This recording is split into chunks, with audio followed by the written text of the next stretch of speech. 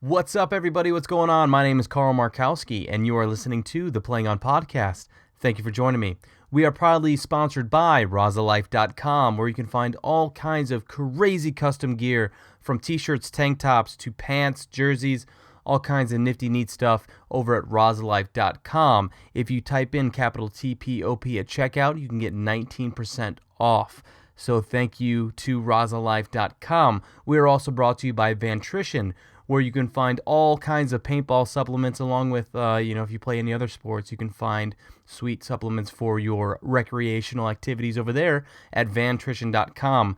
They have the paintball preload as well as the paintball recovery, the reload, and I am also using a tendon supplement that they have that they're kind of testing out. So I'm hoping that helps out with my knee. It's still feeling pretty good, but surgery is surgery, and the injury is, it's pretty significant on what I had done. But I'm feeling pretty good though, and in this tendon formula is helping me out. So vantrition.com, thank you. We are also sponsored by Midwest Clothing, where they have a cool headgear deal going on over there at MidwestClothingLLC.com. And you can go over there and check out their headbands. They have head wraps. They have these cool tiger stripe pants, the OG pants going on. If you head to MidwestClothingLLC.com and you type in capital TPOP, you can get a cool 20% off at discount. So thank you, Midwest Clothing, for sponsoring this podcast. We are also brought to you by Carbon Paintball. They have a sweet base layer that I'm using now, and it has replaced my knee pads, and I'm never turning back. Those things are pretty damn sweet. I wasn't a big fan of the compression fit, the whole look and everything like that. Not of carbon, but of, just of compression. I don't like being all bunched up and everything, but I tried out carbon, and it completely changed my thinking on it. And the knee pads stay in place, which is a huge deal for me because I'm always crawling around the snake, and the last thing I need is a rock or a root or something like that hit my knee and blowing it out. But if you check out carbonpaintball.com, you can find all of their gear. They have a cool top, they have a pack, they have jerseys, they have pants. Very cool, high quality gear over there. And if you type in capital TPOP, you can get a sweet 10% off at discount. So make sure you check out Carbon Paintball. And lastly, we are brought to you by Planet Eclipse, the makers of the sweet markers like the LVR, the CSR, the CS1. They have these new kit bags that are out that I'm using, and it's fitting everything I need in there. And it's a cool split design where all your nice and neat stuff stays up top, and all your dirty gear bag stuff goes in the bottom. But they also have a program pant out right now, which you should definitely check out. Those things are awesome. They are a mix of like a spandex material and a nice high quality, I think it's like a Kevlar mix in their knee. So, it's very good quality. PlanetEclipse.com. You can find all of that stuff over there. So thank you so much to all of our sponsors for helping support this podcast. But the Dallas event is right around the corner, and I was so happy, and I was so happy that I was glad. I'm so happy I was able to get Trevor Resar on. I wanted to talk about his eye injury that he had, but also just about kind of where he came from, and what happened to Vicious and the background behind that, and really what got him into the sport and what's keeping him at the top level. So I really hope you guys enjoyed the podcast. I know I did. So without further ado, here is Trevor and I's conversation. So we'll see you guys then.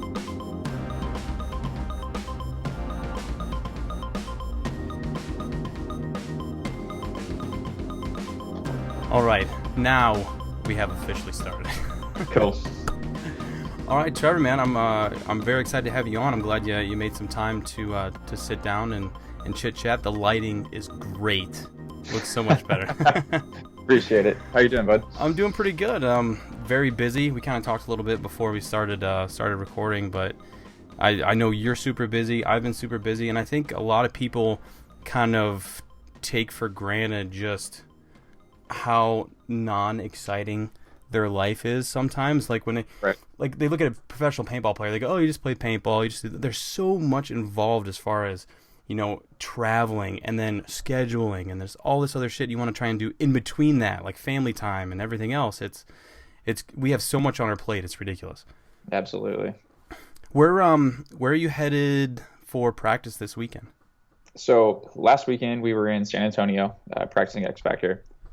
And this weekend coming up, we're actually playing in Arkansas. Damien and Callie live in Arkansas. They've got a field pretty close to their house. Damien has a little Plum Life group that we get to play. And then, we're really going to take this weekend to do a lot of drills and a lot of like dialing in on our lines and personnel and that kind of stuff. So easy drive for me. It's only a couple hours to get up there. I actually don't have to get on an airplane for once, to go to practice. So that's nice. So nice when you get to do that. Yeah, definitely. How was the practice last weekend against XFactor? Good. So almost every event last year we practiced XFactor right before the tournament. Al's got a great facility down there. Oh, it's ridiculous. Playing on AstroTurf, so it's really easy on all the bodies. We've got a couple older guys on our team, so we can minimize injuries. We won't name names. Yeah, that's definitely the way to go. But no, it's great playing those guys. They give us a really good look on the field. They're kind of a faster, in-your-face kind of style, so that's nice to see at least once before we go into the tournament. And then we usually, try to schedule another team either at the tournament or the weekend before that plays a little bit, slower, a little bit more defensive, so we get kind of those two opposite extreme looks on the field layout before we go into the tournament. So you guys are actually premeditating your practices as far as team gameplay. You have to. Sunday when you get deep into the tournament, the field completely changes. Everyone starts to play inside out. You play really slow.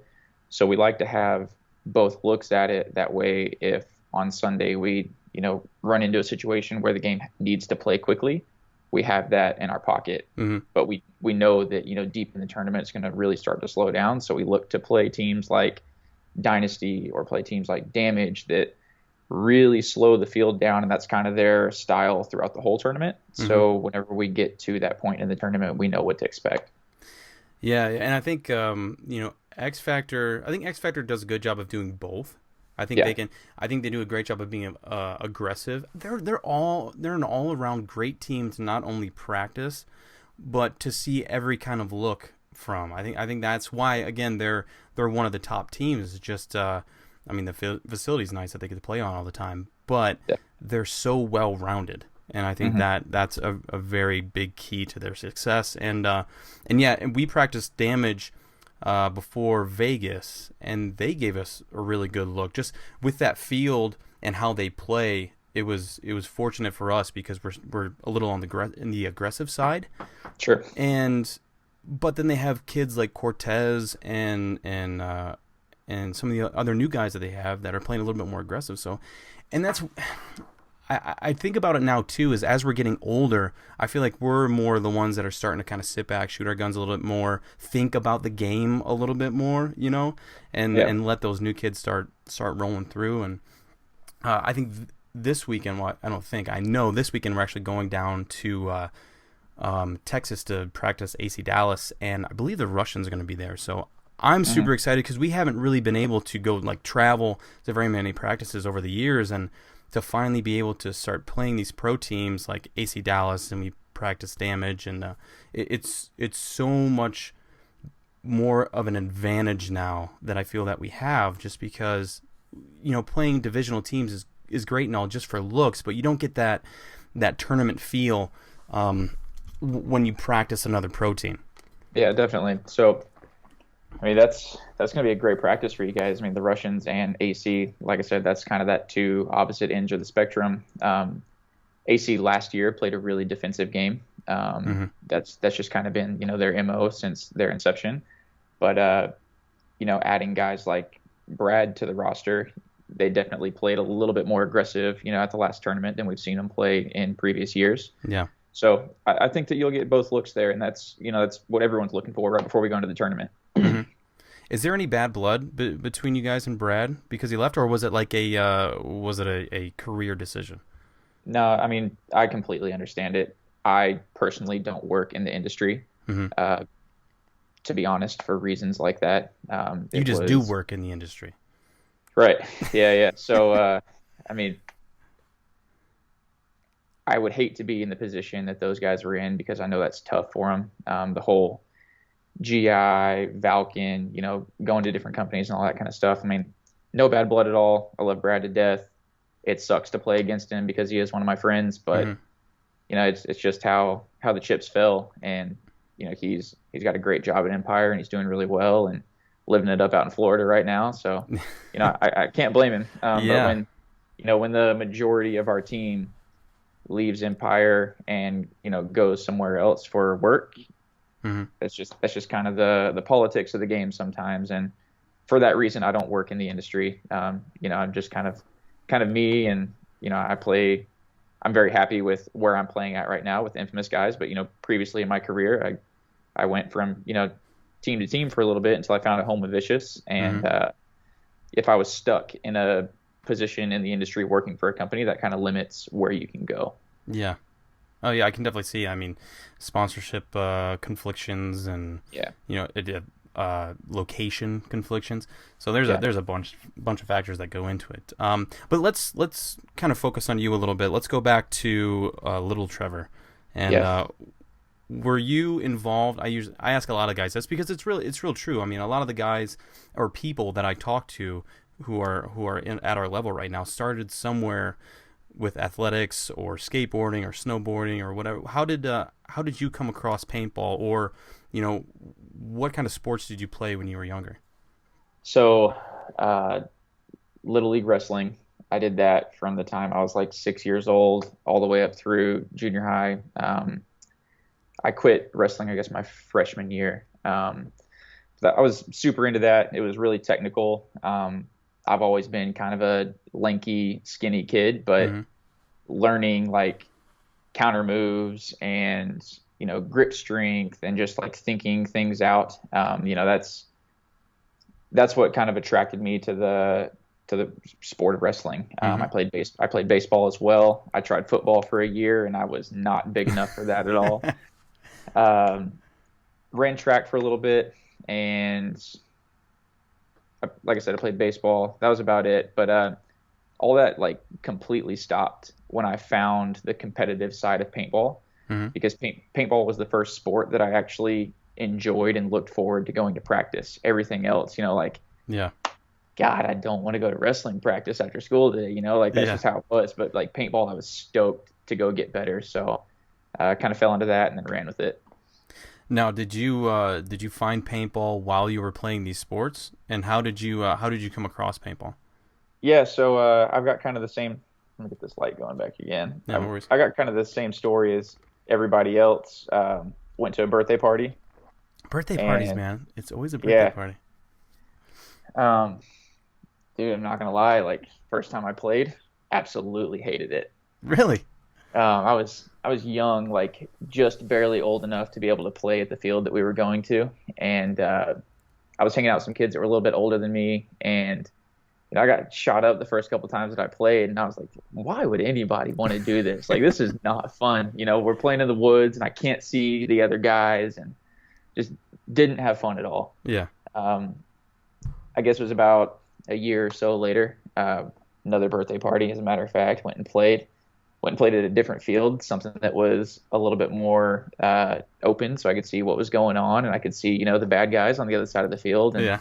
that was more fun. And then I myself had a couple of birthdays playing paintball, and one of those times there was a little local rookie team that was practicing at a field Mm-hmm. that I was at, and it didn't even dawn on me that there might be some sort of like actual competitive side to this hobby that I kind of fell into. Yeah.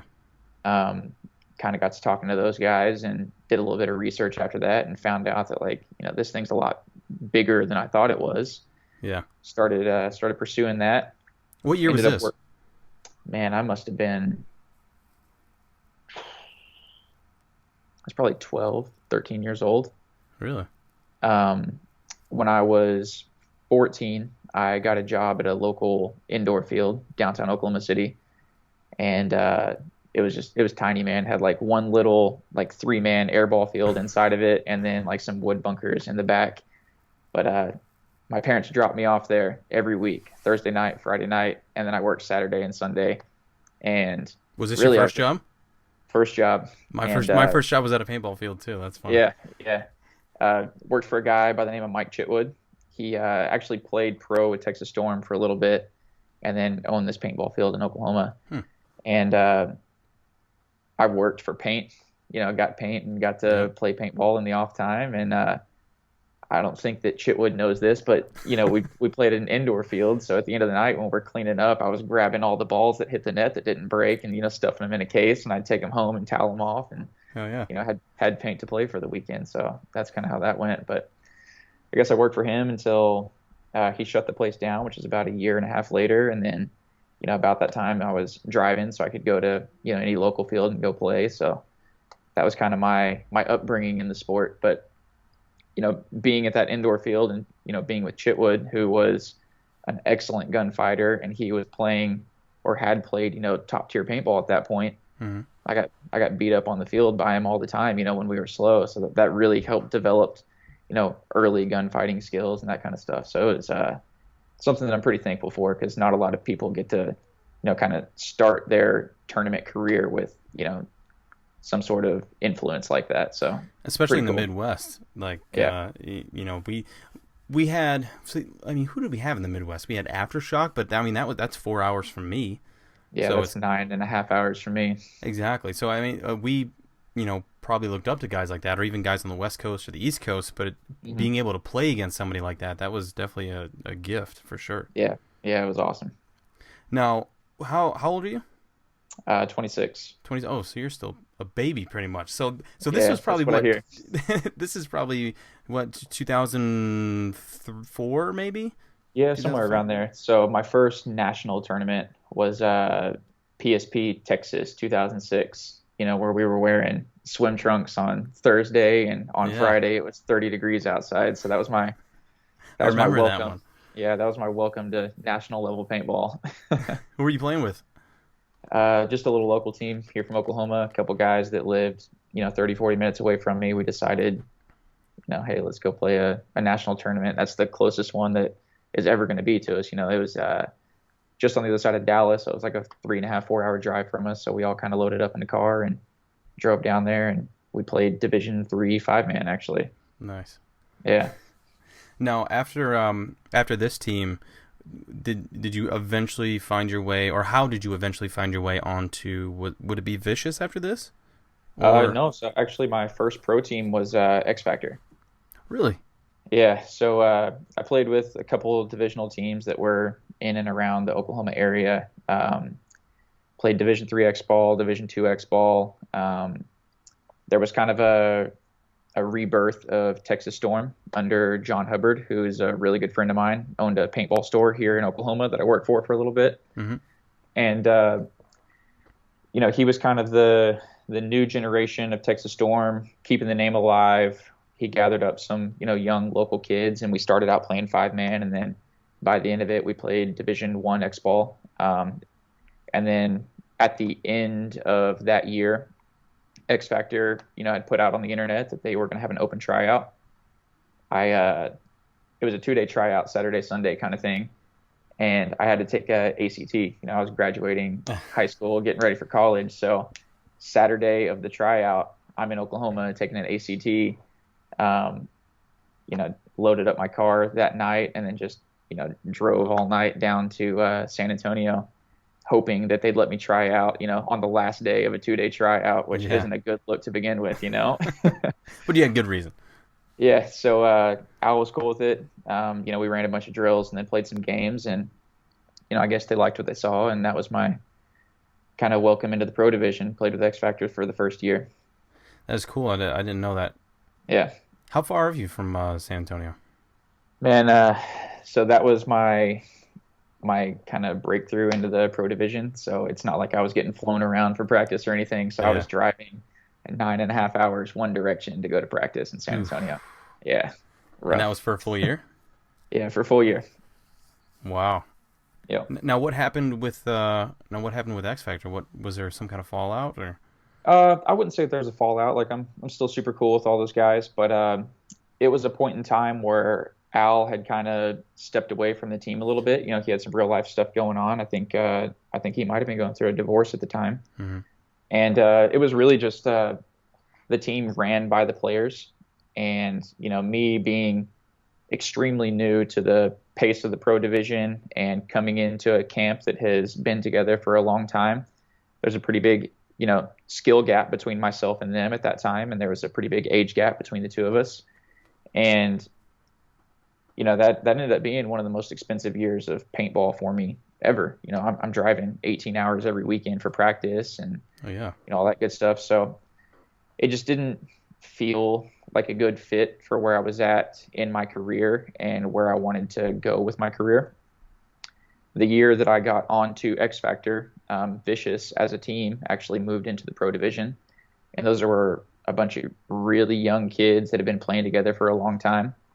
And through Ryan Gray, another local guy here that's been kind of a mentor of mine, he started some conversations between Vicious and myself, and then you know went out for a tryout in the off season, ended up making Vicious, and I played like the next 4 years with Vicious. And to be honest, man, like it was a great fit. We all had the exact same amount of experience in the pro division. We were all super close in age, so that kind of helped with the, you know, kind of the ebbs and flows and, you know, ups and downs of the learning curve of the pro division. So I think it was a great fit, and it was perfect for, you know, that point in time in my career. And I made some absolutely lifelong friendships out of it with those guys. You know, I still talk to them a couple times a week to this day.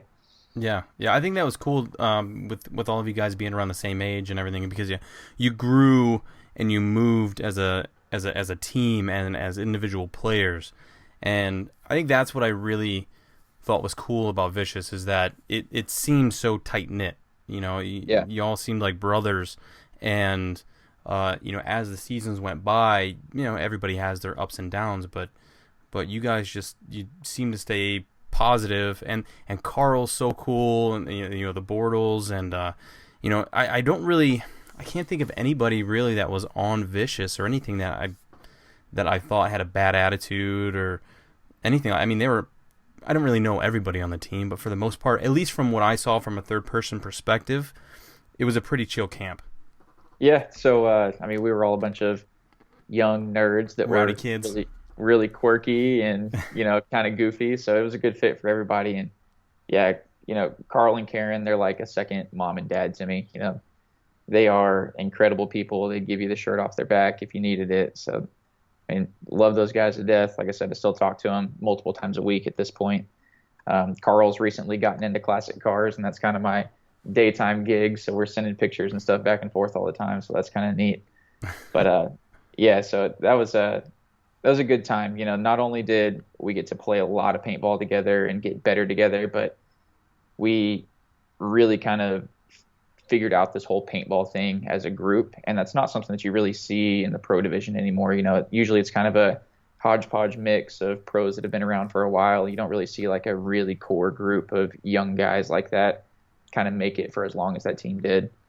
Yeah. I mean, and you guys definitely put your name out there, because I got my ass beat by you guys a couple times, and so I mean, it's not like it was a team that was just, you know, funded by some guy who has a bunch of money and you guys sucked and it was just another team. You know what I mean? Like, you guys competed, and I had a lot of respect for you guys. And what position did you play when you were on Vicious? Was it more up front? Yeah, kind of. So when I first came in, I didn't really have like a role when I first came in. I played kind of all over the place, and then when Todd kind of took over the coaching role for the team, I was kind of stand in the open, you know, played the floater spot, shoot somebody off the break, and then make decisions after that. And that's kind of become, you know, what I've developed my game around. So early on with Vicious, yeah, it was, you know, run to a spot, be kind of the front guy. But then as we kind of grew a little bit and we got some coaching behind us with, you know, Todd making decisions for the team and stuff, he really kind of let me freestyle a little bit. And that's what it developed into. I was kind of somewhere between a 2 and a 3, if you want to look at it like that. So Right. Now, did you see yourself, or did you develop yourself into that because that's what you wanted to play? Or, I mean, did you? Because to me, everybody seems to start out wanting to play front, wanting to be aggressive. Nobody wants to, at least that I know of, or they just haven't said anything. Starts out yeah. wanting to be back and not do too much, just shoot their gun, shoot their gun, shoot the gun. Did you kind of just fill that position, or, I mean, did you start off playing Snake like when you were way young? When I was super young, yeah, I mean, I was the small, lanky kid that threw his body into, all the small spots. Yeah. But, as kind of Vicious developed and we picked up some guys like Shane Colby, who was extremely fast. I mean, that guy could run to the snake and back before I could get halfway there. I mean, kid was unreal fast. Yeah. So, I just took a look at the team and decided, like, there's no reason for me to try to be a 1 when we've got plenty of them on the team. So we kind of looked overall at the big picture of the team to see, what kind of holes we needed to fill. Mm-hmm. And, myself and Zach Sherman, we kind of played that same, floater kind of spot. And both of us were really good at being on our feet, having our eyes up, seeing what was going on, and making really quick decisions. And that's just kind of where I fell into. Yeah. See, and I think that's what players need to do nowadays. It's like, yeah, you have. I enjoyed playing front when I was younger, and I still enjoy it now. But I feel like you have to be so versatile now as a player. I mean, because even yourself. I mean, if you're on the Snake side or even on the Dorito side, and you lose that 1, and you're in a situation where you need to go play the Snake, you need to know how to go play the Snake. And that's what I try and tell kids now, is that if your favorite side is the Dorito side, you need to know how to play the Snake side, and vice versa. Just because you could get on a team eventually, and they already have an awesome Snake player, but you love playing Snake, so you better learn the rest of the field, or you're not going to have a very good spot on the team. And yeah, definitely. And I think that's the biggest thing. Like back then, is for some reason when I was on teams, I only had one job, right? And it was just go do this, go be a missile, go get down the field as fast as you can, and mostly down the Snake side. But I think I eventually turned into this kind of play anywhere, and it's really become super fun for me, because now I'm not just walking one side of the field. I'm walking this entire thing, having to know this entire field, and now with the wall and being able to play up the center, and it's exciting for me to do things like that, to not really know where I'm going to go. Even though I might line up on this side, I could end up on the other side of the field, and that's kind of what paintball gives me, that excitement, is to be able to play anywhere on the field. But like yourself, like Infamous, like a lot of the guys that are veterans now, look at them and watch them, and that's what they do. They will play anywhere, and they play that spot super well. Well, the game's kind of developed into that, with the personnel that we have in the pro division. I mean, you have to be an athlete, you have to be in shape, and you have to be able to play any spot. And, the guys that are, I guess, intelligent enough to be able to play all over the place and be diverse, I mean, those are the guys that are a little sneaky, a little crafty, a little creative, especially with no coaching now and a giant wall bunker in the middle of the field. That creates a lot of opportunity to kind of, outthink the other guy. Yeah. And that's the kind of spot that I like to be in. I like to, be a little crafty, and it's always fun to fake somebody out and be in a spot that they didn't think you were in, and shoot someone in the side when they take off. So I don't know. That's kind of my style, and that's what I like to do. Like old 7-man stuff. Yeah, definitely. Yeah. You come off as a guy who likes to do one-on-ones and is very good at one-on-ones. I do like one-on-ones. I spent the majority of, the first half of my paintball career as a whole doing one-on-ones, because it was just me and another guy at the field if we were slow. So I do like one-on-ones. To be honest, man, like I take a lot of influence from outside of paintball, and I like to look at this as, a legitimate sport. And I look at greats in, their respective industries or sports, and I try to apply that to what I'm doing, here. Mm. Even outside of baseball and basketball and football and that kind of stuff. Look at guys like, Travis Haley. I don't know if you're familiar with him or not, but Mm. he's an ex-military, like weapons manipulation kind of guy. Worked for Magpul for a little bit and put together a bunch of like AR-15 training courses. Um, Not to say that like the gun part of that translates well into paintball, but what he was known for is looking at biomechanics and looking for efficiencies in every movement that he makes to make himself even just 1 or 2% faster every time he moves a part of his body somewhere, because he's cutting out wasted effort. Right. And I do the same thing with paintball, and any clinics or any time that I help teams out, I harp on that a lot, because especially shooting off the break, the less distance that your gun has to travel up and the less amount of time that it takes your gun to get up, that's an extra lane that you get to shoot off the break, or an extra 2 or 3 balls that you get to put in a zone. So I like to look at people that are excelling in their areas of whatever it may be, and try to apply that to what I'm doing now.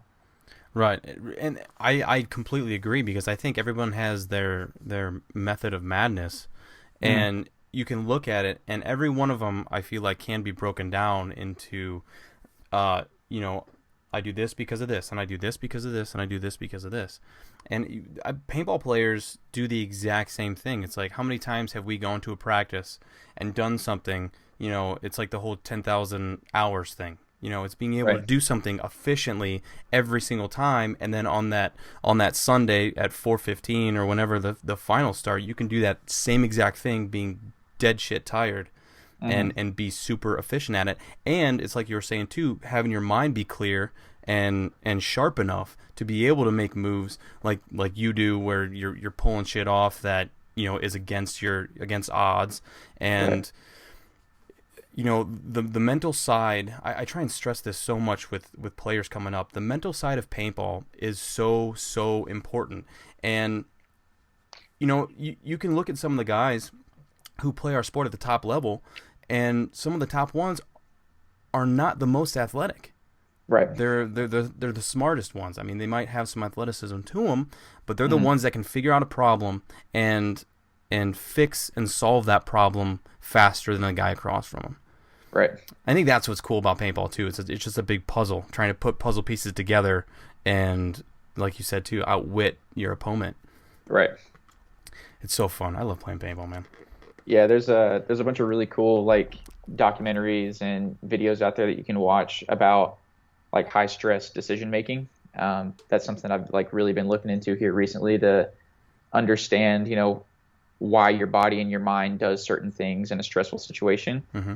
And that's really what we're doing. We're playing a high speed, high stress game of chess out there. And when you can understand, how to kind of slow that down mentally and make really good decisions based on the information that you have, that's when you really start to excel at this game. I'm actually working with a little local team here in Oklahoma, and that's what we've been talking about recently. Like, I came to these guys, and how they understood paintball at this point is, let's call it checkers. Mm-hmm. We're trying to transition their mindset into, let's play chess at this point. So it's been cool to see those guys kind of pick that kind of stuff up. And with some of the clinics and other teams that I'm working with throughout the year, that's kind of a little like packet of knowledge that I'm trying to put together that I can get out there for people to look at. Like, our sport is so young, and it's not baseball or football that's been around for decades. Mm-hmm. There's no absolute definitive way to play this game at this point. So I like to look at a lot of information and kind of push it out there to guys, and let them kind of make their own decisions on what they think fits appropriately for whatever kind of style of paintball that they're playing. Right, right, and I think that's the least we can do as professionals, and as much as experience as we have, is to be able to do those clinics and teach these up and coming generations those simple things that I feel like some are just missing. Some of the new Mm-hmm. players are missing, and I think it's great that you're doing stuff like that. And I really hope that those guys that are learning from you are really absorbing everything that they can, because not everybody has a pro just at a paintball field that they can go and learn from and do drills with. It's very rare, at least here and where Yeah. and where you live. I mean, the the coast might be a different story, but Man, I say that all the time. Like, yeah, yeah, if I would have lived in California when I was 12 years old, like, there's no telling how much better at paintball I could have been by now. Like yeah. that's the mecca for paintball. Hmm. And when you're surrounded by great players like that all the time, I mean, just apply yourself, and there's no way that you can't be good being Yeah, surrounded by guys like that. but we can't, I think about it, and we can't take for granted how we came up too, because you wouldn't be who you are, I wouldn't be who I was, if it wasn't us taking that extra step, because we didn't have, uh, the dynasties and the Aftershocks Right. and everybody around us. We had to kind of put forth that extra effort and put ourselves in those situations to be able to get noticed, or the tryouts, driving 9.5 hours one way Right. Yeah, yeah. to a tryout. um, let's go back to the end of Vicious, Okay. and I don't really know the full story. I mean, you don't have to get into super detail, but Mhm. what kind of was the last hurrah for Vicious? Like, what was that like, and what was the reason? So, I mean, really, it's just a bunch of real life with everybody. A lot of those guys work for Data Support Systems. That's the company that Karen and Carl own. And, Brian had just gotten married. A lot of those guys were starting to, buy houses and get engaged and married themselves. So I think just Hmm. real life kind of caught up with them, and they were ready to move on to a different chapter of their life. I was still, full blown committed to paintball. So it wasn't a surprise to any of us on the team. It's something that we kind of talked about at the beginning of the year, and we all knew that it was going to happen at the end of the year. So, we had a year to, give it everything that we had, and it's one of the best years as a team that we ever had. Hmm. And those of us that decided to keep playing, it kind of gave us a little bit of the time to kind of feel out where we were going to go after that.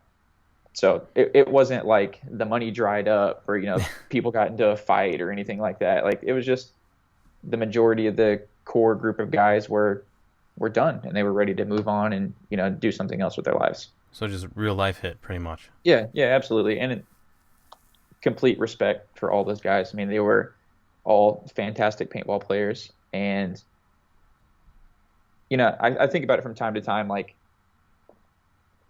what is going to happen when, you and I are done playing this game? Like, that's going to be a really tough day to have to step away from the sport. Like, it's Yeah. something we've invested, years and years and years into.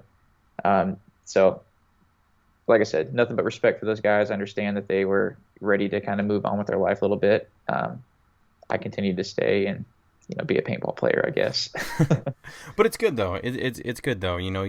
Certain people have certain obligations, and um, at the time you didn't, so you Yeah. wanted to further your career. And I'm in a situation right now where it's like, my son is now about 14 months old. He's Mhm. grown up. He's starting to walk. He's starting to talk. He's starting to get into everything and drive my wife nuts, because now he's mobile and he's starting to talk. And I'm getting to that point where it's like, man, do I want to keep going on all these trips? And even though we're not successful a lot with Aftershock, I mean, we have a newer team that we're starting to build on. Things are starting to the wheels are starting to turn. Unfortunately, I'm getting older, but for some reason something had clicked in my head. Why at 31? I have no idea. But now it's like, man, you gotta start eating right. You gotta start working out. I've been working out for the past couple weeks at 5:15 in the morning for about an Yeah. hour or so, and I think it's my son that has kind of motivated me. Like, man, he can look at all the pictures and listen to all the stories, and maybe listen to stuff like this one day. But I really would love for him to like go to an event and be like, point his finger and say daddy, and I'm on the field and I wave to him. I'm gonna be well into my late 30s by then, but I feel like if I can take care of my body, and that's paintball too, though. You can play paintball until you can't. That's what's great. You don't. Well, dude, look at Thomas Taylor. I mean, he's Yeah. got three gorgeous kids that are at almost every event, Mm-hmm. and little Keith is right there on the net. Dad, dad, dad, dad. Every time Yeah. that we're shaking hands, it's awesome. Super cool to see that. So if you need like the playbook on how to do it, call Thomas. Yeah, I need to, because I think that's my big motivation. Is just I'd love for him to get old enough to watch and enjoy Yeah. it and know what the hell's going on top of that. Right. Yeah. So Vicious kind of folds over.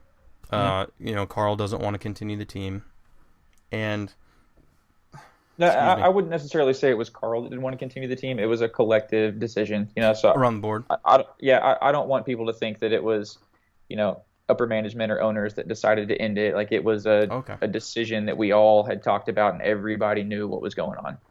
Okay. The entire team agrees that it's no longer gonna Yeah, happen. Let me rephrase that. yeah.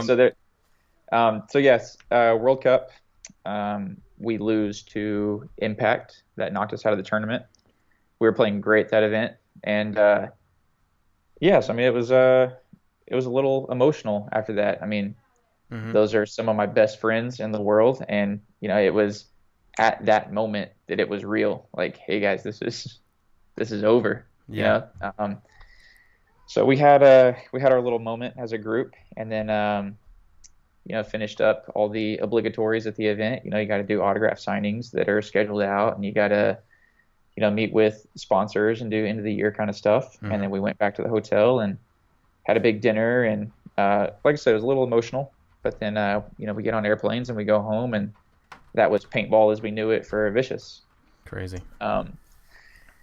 We hadn't officially announced at that point that the team was done.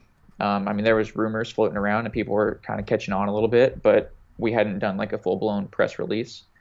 So I got hit up by a couple teams before I made it to the airport to go home about wanting to have some conversations moving forward for the next year. Really?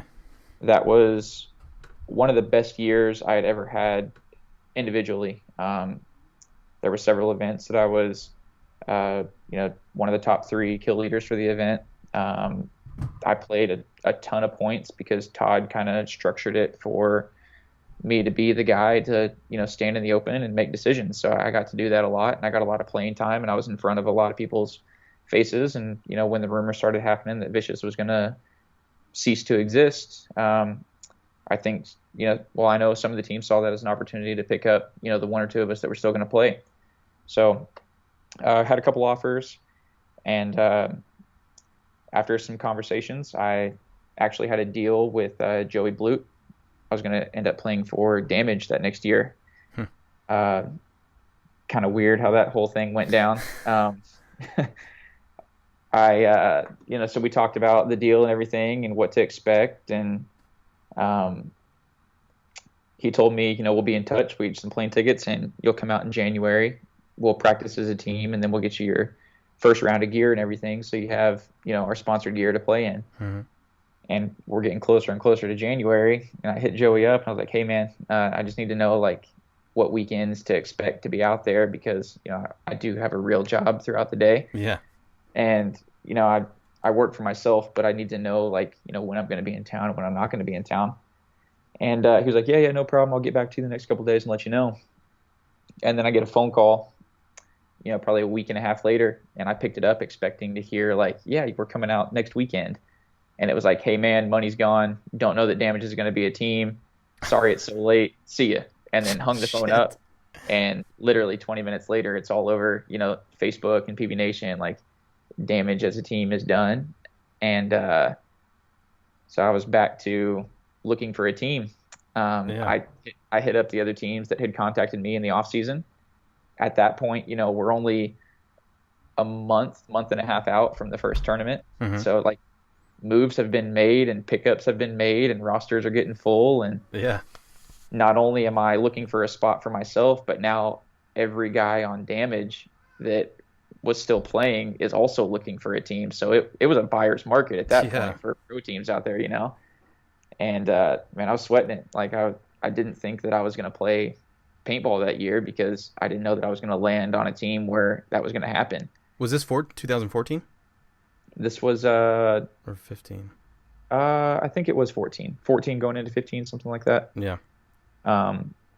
Yeah, so like super stressful. Like that was one of the best deals that for me personally I was ever going to have in paintball, and I was on top of the world, and I was like, man, I'm going to finally make a little bit of money at this. And then someone dropped a grenade on my plans, and it was super stressful for the next couple of days. But so ended up getting a phone call from Travis, and he kind of explained their system and their vision and, what the plan was moving forward with the team. And it seemed like a good fit. I knew those guys and I knew of them.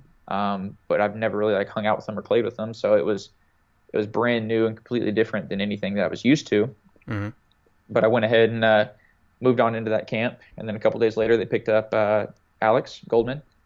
And then that was the year that we won Texas in true semi, another mud fest in Texas. Oh my God.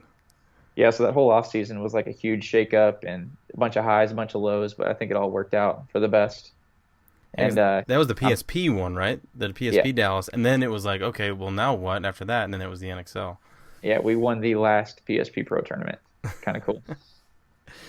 Yeah, it's ridiculous. Now that you're on Infamous, is it a lot different program or similar program to what Vicious was as far as I mean, obviously as far as goals go? I mean, everybody wants to win, or I guess how maybe practices were structured, or what you guys do as far as how often you practice. Sure. So with Vicious, because we were such a young team and we had, a big curve of skill to catch up on, we Mm-hmm. played all the time. I I think I flew to Omaha probably 40 of the 52 weeks, of the year. I was out there constantly. Yeah. But with Infamous, we only get together as a team the 2 weekends before the tournament when the field layout is out. Yeah. Because we're all kind of spread out all over the country. And then some of us play in Europe, so that kind of cuts down on time that we can be together. But we all have the understanding that, off weekends are time for self-development. If you need to work on snap shooting or running and shooting or whatever individual skills you need to work on, you do that on your own time. And then the 2 weeks before the tournament, we get together as a group. We learn the layout. We figure out personnel and lines and plays and that kind of stuff. And then we go into the tournament that way. So I think it works for us as a team. We're kind of a emotional roller coaster. We really feed off of momentum. And I mean, that's just how Infamous is going to be until that team cease to exist. But I think it works for, the group of guys that we have. Yeah, it seems like the guys that are on the team, it pretty much fits the peg in the hole. Everybody's attitude on that team seems to, like you said, you feed off of each other and you feed off of that momentum. And there's so many role players that do their role really well on your team. And I can't really. I played for Travis back in like 2009. I can't say too many. As much as I didn't want to, I had to leave the team at the end, but it was nothing to do with Travis or the team, right? It was completely myself and my decision. But the program that he runs, he's just straight up wants to win. And I mean, if you don't get it done, the next guy will. And he's a great coach. I mean, he's business for sure. Yeah, the cool thing about the team is, we're all there with the same goal, and we're an older team if you look at the ages of the guys that are on the team. Yeah. Who is the youngest on the team? I think it's Shredder. I think he's a year, 2, maybe 3 younger than I am. But, we're all a little bit older. I don't know if that necessarily translates into being more mature or not. But we all look at the game kind of the same, and we all bring good information into the team and make decisions from there. It's not 4 guys that are trying to claim that they shot 7 people at that point so they can get more playing time. Like, it's good constructive information so we can make good decisions and move from there. Travis has been a killer coach, since I moved over to the program. Like I said, I didn't have a whole lot of experience with the team before this. I never really paid much attention to it because that's never really been my style. I'm invested in the group of guys that I'm with, right? So I don't really look elsewhere. But so I bought into the system here pretty quickly, and he's the kind of guy that if you come off the field and you give him good information, he's going to make proper adjustments, and then we move from there. But back to you talking about waking up at 5:15 in the morning and going and working out and everything. Like, you want the best motivation in the world to go do that? blow a 5-0 lead on Sunday at a tournament. Like that's all the motivation you need to pull out of your pocket to wake up at 5 in the morning and go run. Yeah, yeah, exactly. I mean that definitely helps us too because I've along with my son, what's motivating me now too is like with the new roster that we have, we played, in Vegas we played Outlaws, kind of dropped the ball against them, and then right away we played you guys, and that was a fucking tough game, man. Yeah, Like it was right down to the end. We went to overtime, didn't we? Yeah. Yeah. And you guys took it in overtime, but I think that was the game where it was like, fuck, man, like we can compete. I mean, because Infamous, you guys were what, third, going into Vegas, or fourth as far as ranking go. We were second actually. Second. My bad. Yeah, we ended up second overall last year, so I guess that translates into second going into the first event. I guess that's how the numbers work. But yeah, I mean, you guys played phenomenal, much better than I expected that team to play with such a new roster. To be honest, there's a little bit of a shell shock for us because I personally, and I don't think that the team ever goes into a match thinking like this is a for sure. But I never ever think that because you're playing 5 guys that are in the division for a reason. Yeah. But honestly, like as we were playing, snap shooting with those guys and gunfighting and making moves and seeing you guys making moves, like it's not what I expected, and it was for the better, for you guys. And I was definitely impressed with what you guys had put together with such a young roster in that amount of time. Hats off to you guys. You definitely did a good job with it. Yeah, thank you. And I look at like what we had in Vegas, like the who we had to play, and I was so stoked at our lineup with Outlaws, you guys, Impact, and then Uprising, just because I know for a fact, like Outlaws, teams on the lower end, even us being, putting us down there, unpredictable, right? You can be hot for a couple games and then drop off, but like seeing you guys and being able to play you guys, I know you're going to give us a great game. I know for a fact. I know Impact's going to give us a great game. And that is what we need as Aftershock, and as those players being young as they are, they need to be kicked in the face. Right. Which is what you guys do, and the same thing with Impact. And it's just like what you're teaching at these clinics is like, and how you and I grew up is that you need to get beat down and brought back up and build that confidence. And our game, your and I's game, we built that confidence in these guys, and I think it benefited us, but I think it also benefited you guys because it kind of puts you on your heels. And then now you're that much more pissed off for the next game. You're that much more focused for the next game. So there's benefits on, at least how I look at it. There's benefits on both sides. Yeah, definitely. I mean, if I was on the other end of it and I was on Aftershock, I mean that would have been a confidence booster for me.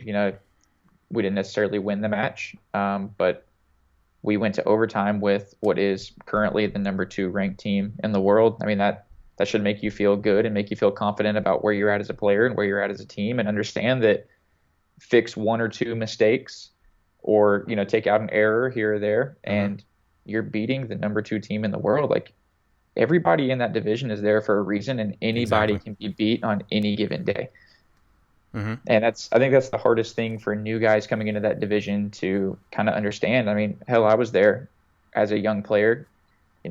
One of the first games that I ever played in the pro division was against Excessive. It was Riley Sullivan and Thomas Taylor. I mean, shit, these are guys that I watched, on the internet playing professional paintball before I ever even thought about getting there. So yeah.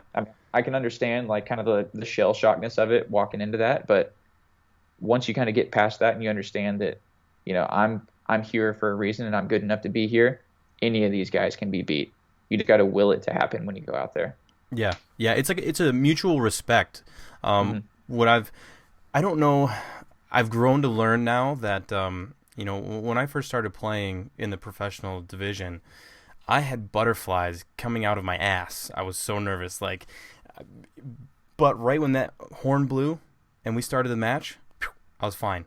But every single game I would get out there up until probably, I don't know, I'd say up until probably Vegas of this year. I mean, it still happens, but now it's less nervous and more Yeah. excitement and just Yeah. an angst, and I think the newer guys, not only on my team but across the board that are coming up, you need to turn that nervous into excitement and Yeah. be able to harness that stuff, because I'll tell you what, man, you're gonna go out there and you are going to get shot to shit. You're gonna win a couple points. You're gonna hurt yourself. You're Hmm. going to get mad at your teammates. You're going to go through all the emotions that you can in one game, every single game. Yep. And you Yeah, have to be absolutely. mentally ready for it. It's funny. I guess it took me about 3 seasons to really get comfortable in the pro division. Um, whether that's short or long, for like the average guy coming into the pro division, I don't know. But I didn't really feel comfortable in the division until about 3 years in. But I equate the first pro match that I was ever in to the same nervousness and the same feeling that I had the first couple times that I ever played paintball. Like Yeah, yeah. it's really hard to explain kind of the emotions that you go through when you're playing against guys that you really idolized for the longest time before you Hmm. got there, and now you are one of them, and it takes a while to understand that you're supposed to be there. Yeah. Yeah, it's when I was on excessive and I was like 17, 18 years old, playing with Matty Marshall, Nicky Cuba, Rich Mhm. Telford, Michael McLaughlin, all these guys, and then we would practice teams like Dynasty and Avalanche and all these. It was there was so much shell shock and so I was so starstruck at first, but you learn very quickly that they don't give a shit, Right. and and that you're just another punk kid coming up in the ranks, and you have to prove to them that you deserve to be there. Yeah, definitely. And you know, it's so cool though, because in our sport in paintball, you get to do things like that, on and off the field. Like when I remember walking through a trade show on one of my very first events and seeing all these guys and being, bumping elbows with some of these guys, but then it's something so different when you actually get to play with and against them.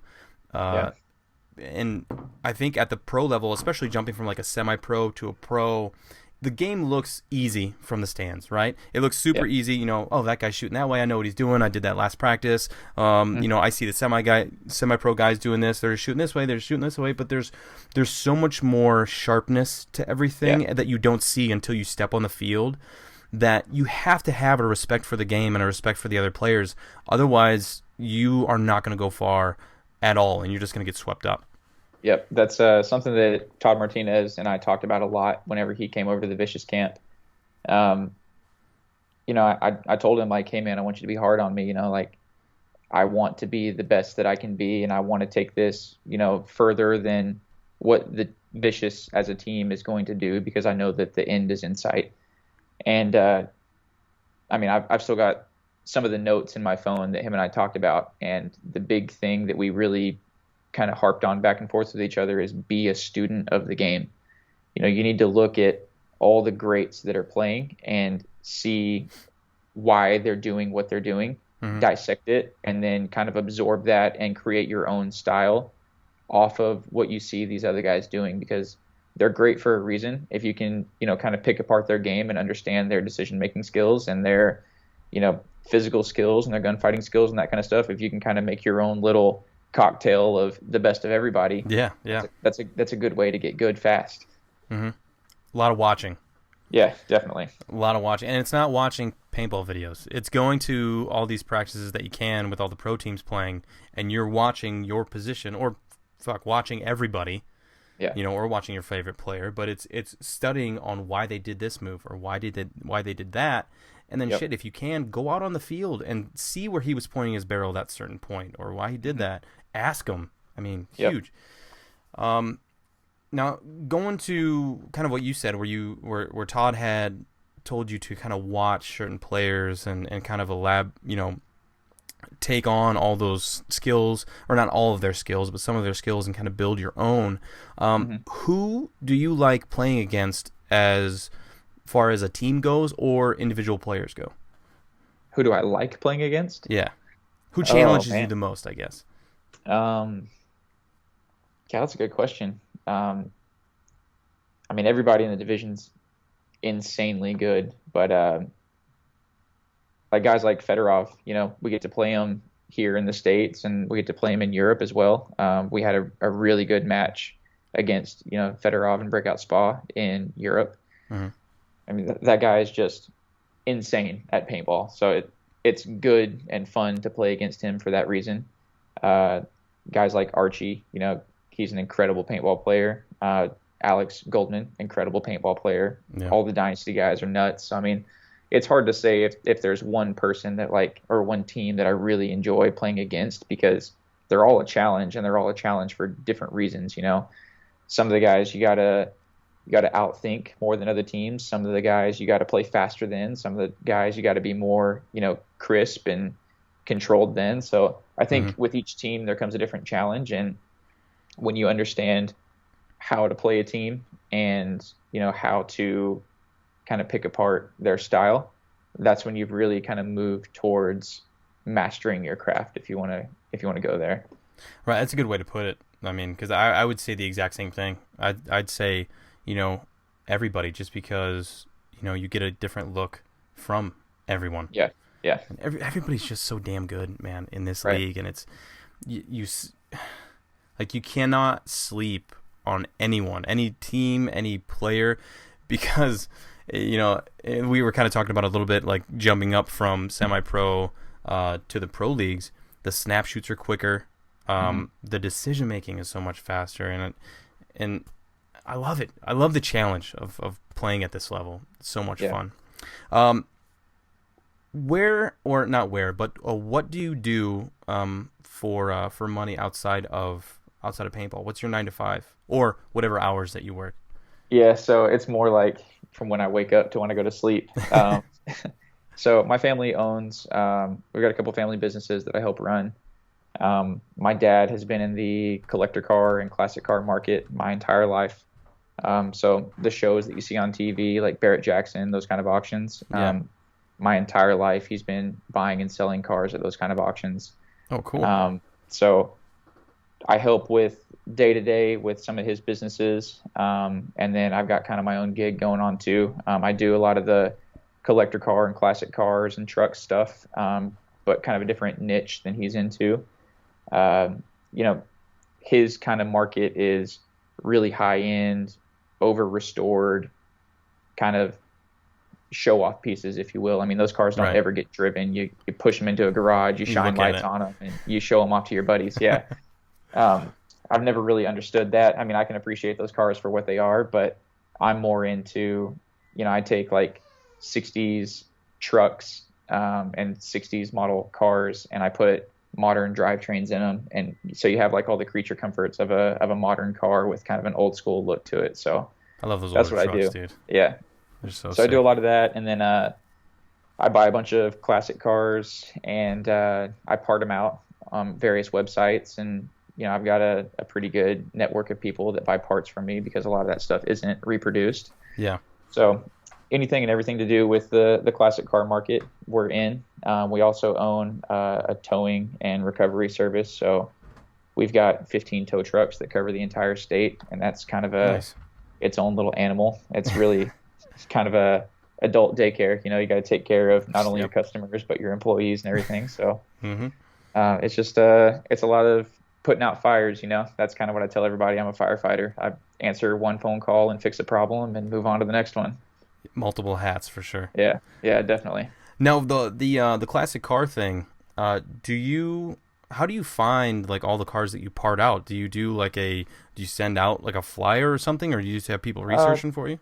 Well, I mean, my old man's been in it long enough that he's got a pretty good network. And having the towing company that we have definitely helps. Not only do I have all of my employees all over the state, and they're constantly seeing, a flash of a bumper in a field or something under a tarp, and American Pickers kind of thing. Yeah. Yeah. So, I pay them a little finder's fee if they ever find a car that I end up buying. But another way that we buy a bunch of those cars is because I've got so many trucks and I can move a high volume of cars at a time. Mm-hmm. I have like estate companies come to us, say your grandpa had 65 cars on his property. he passes away and they need to liquidate all of those cars so they can sell the property and divide up the estate between all the heirs. Right. So 4 or 5 times a year, I've got situations like that pop up with some estate, companies that we deal with, and I'll buy, 30 to 75 cars at a time off of someone's property, and whatever I'm going to end up doing with them, I do. Some of them I part out, some of them I just flip as projects to other people, some of them I restore to sell, and some of them I restore to keep in my own collection. Cool. Yeah. That's really cool. What kind of inspired you to start doing this whole vlog thing? Man, so there's a couple things that went into it. My injury last year kind of was the catalyst for me to finally, it was kind of the catalyst for me to finally do it. Everyone always talked about, when paintball makes TV, everyone's finally going to get a paycheck. And, even in like the excessive days, like it was, you guys were really close to making that happen as far as the sport is concerned. We had, what was it, Fox Sport Network and ESPN, and, we had some outside sponsors, and it was close at that point. But I decided that, the whole vlog thing, not only did I want to do it to kind of share to the world what we do and kind of the behind the scenes of what we do, but I also wanted to document it for myself. So when I'm, 70 years old and my knees don't work anymore, and, we've beat our bodies to death, I got something that I can go back and look at and, show buddies and family and that kind of stuff. But I really kind of, with anything that I do, I obsess over it. I've always been that way. So when I saw that vlogs were really taking off on YouTube, I kind of watched that space on YouTube for about a year. Right. Followed the kind of big names of guys that were doing it. Casey Neistat, for example. He just blew up on YouTube doing the whole daily vlog thing. And it creates kind of a weird dynamic, like I've never met Casey before in my life. Most of the people, the 7 million followers that he has, most of them have never met him. Right. But because you see snippets of his day every day, you almost feel like you know the guy, and it makes him, more approachable if you ever were to run into him. Yep. So that was kind of my attitude going into the whole vlog thing with paintball is, when I got involved in paintball and I went to my first tournament where there were pros at, like I was kind of seriously let down with kind of what I saw out of some of the guys that I had this image in my head of who they were. Mm-hmm. And they weren't really that when I saw them in person. Really? So, and not to say that like, they were terrible people or anything, but like, I kind of had this mental picture of who I thought some of these guys were, and they weren't. So I did it to not only document, but I wanted to be, kind of more relatable and more approachable to younger kids. And I wanted to be kind of a channel that, moms were okay with their 14, 15-year-old kid watching on YouTube, and it wasn't a bunch of swearing and a bunch of, partying and all that kind of stuff. Like I wanted to be a good influence for these kids coming up. Yeah. And I've got kind of this little project that I'm working on right now. And I've got a video coming out soon about it, the whole like white glove thing that I wear, kind of become my little signature. And there's kind of a little movement behind it that I'm kind of structuring right now. I want to get guys involved in my ecosystem that want to be ambassadors of the sport. Right. And I thought that, this whole social media, YouTube, Facebook, Instagram, getting an audience that really buys into what you're doing is one of the best ways that we can, help grow paintball. So, for example, I'm going to start selling single white gloves with my logo on it. And nice.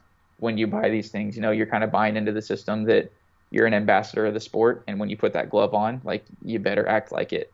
Yeah. And if you're at your local field and there's a birthday party of 10-year-old kids, I expect you to go over and make sure they're having a good time. And I want you to hand them your $3,000 setup, to the birthday kid and let them go have fun with it for a couple of games. Mm-hmm. If someone would have done that to me when I was 10 years old, like, dude, I would have never forgot that. That would have been a highlight of my life. And so not only in YouTube, but across like social media, I'm really trying to grow all of it organically. I'm trying to, as Gary Vaynerchuk would say, scale the unscalable. If someone comments on a picture, I comment back, no matter how many comments I get, what time of day it is, or how many followers I end up with. Like, I want there to be a conversation between me and whoever wants to have a conversation with me. Right. I mean, just imagine, if you're, 13, 14 years old and you tweeted, James Harden or Kevin Durant, and they actually messaged you back, that'd blow your mind. You know what I mean? Mm-hmm. And not only that, but like if they were actually a positive influence and a good mentor and someone that your family was okay with you following, I mean, I think it's just a win-win for everybody. Yeah. Yeah. No, well, kind of talking about your because I want to let everybody know, or we'll let everybody know, like where they can find you and everything. Sure. At the end of the conversation, but I think this kind of ties into it. Your injury that you had to your eye, was that kind of like a reset for not just your paintball career, but your life, of where, hey man, this isn't going to last forever, and this could stop at any moment? You have no idea. So for months, the best answer that my doctors could give me was, we don't know. Time is going to tell. Yeah. And when you don't know if you're ever going to see out of one of your eyes again, like, you really start to realign everything in your life and really understand, what you have is super important. And if there's something that you want to do or something that you want to be the best at, time is limited. Yeah. No, I didn't know if I was ever going to get to play paintball again.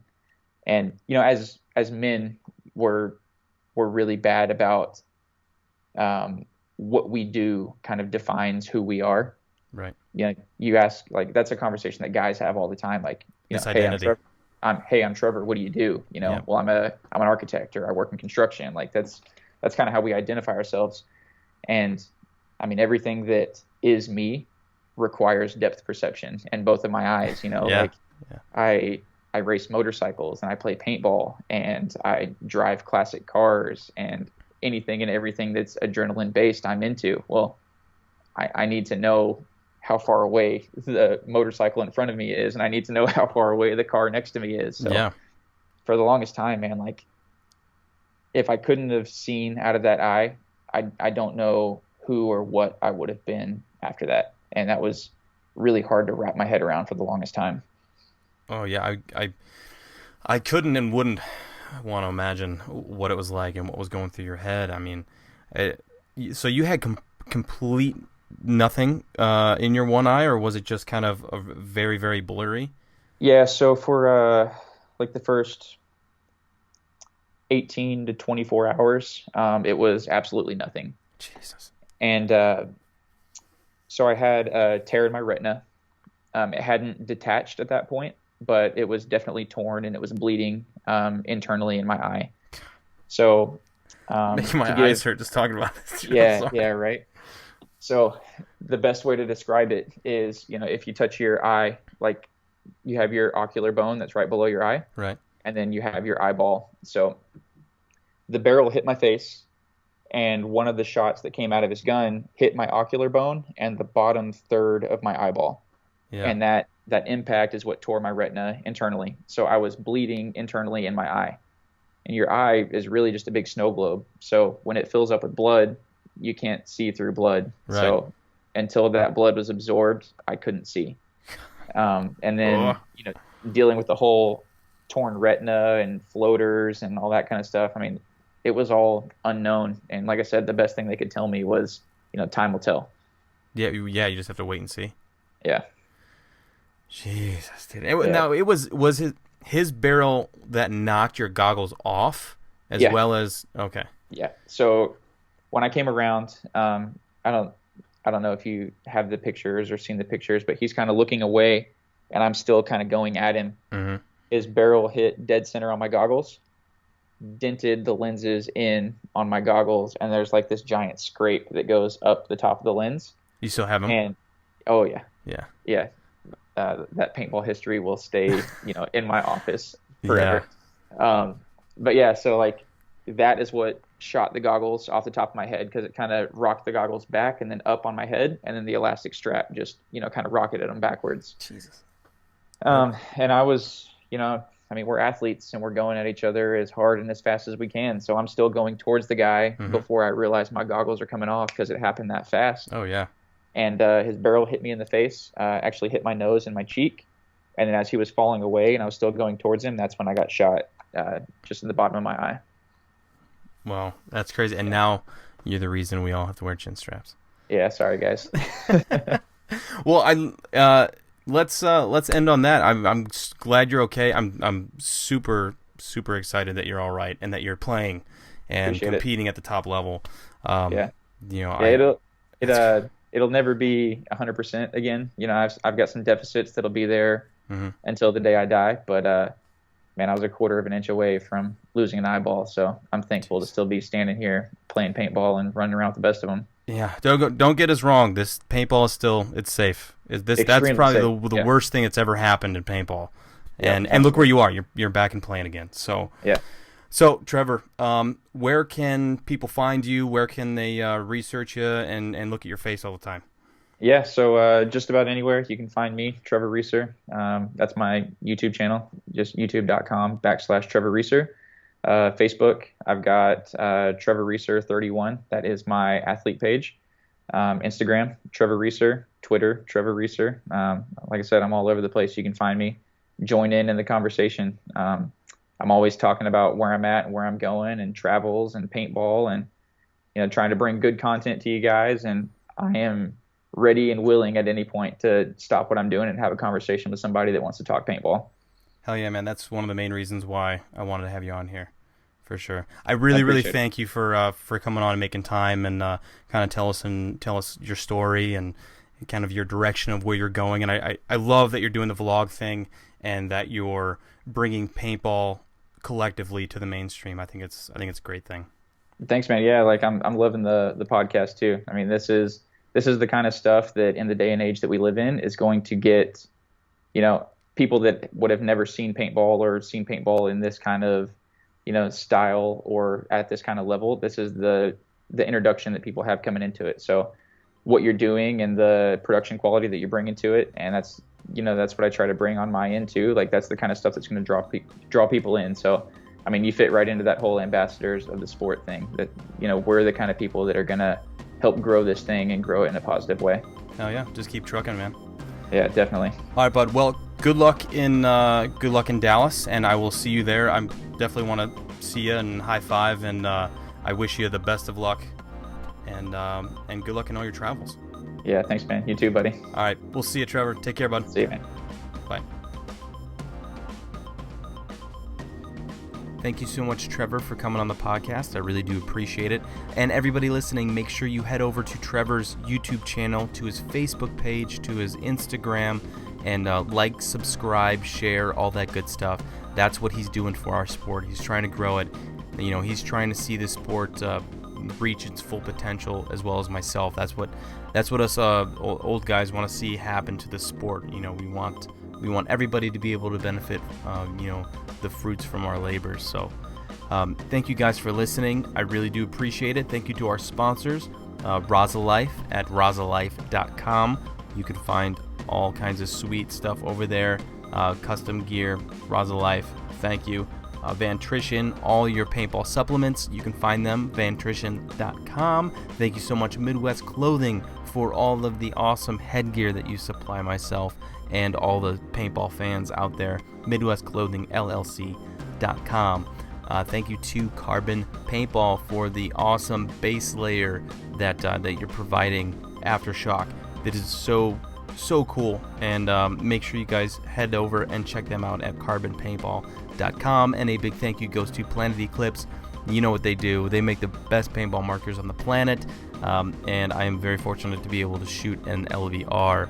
So thank you to all of our sponsors, and thank you to all of you listeners out there. Very, very greatly appreciate it. You're the reason I'm still doing this stuff, and the reason I'm trying to get all of these great paintball minds on here. So make sure you guys tune in. I'm gonna try and get as many out as I can. You know, this is a lot more in depth than what people think. So I'm really trying to put content out there for you guys and you know, give you something to listen to. So I really appreciate you guys tuning in. So make sure you head over to the Playing On Podcast on Instagram, and myself, C. Mark Kizzle, also on Facebook, the Playing On Podcast, and you can find me at Carl Microwave Markowski, and as well as YouTube under Carl Oh, it's late. Carl Markowski on YouTube. So don't forget to like, subscribe, and share. Thank you guys again for joining me. We will see you next time here on the Playing On Podcast. Take care.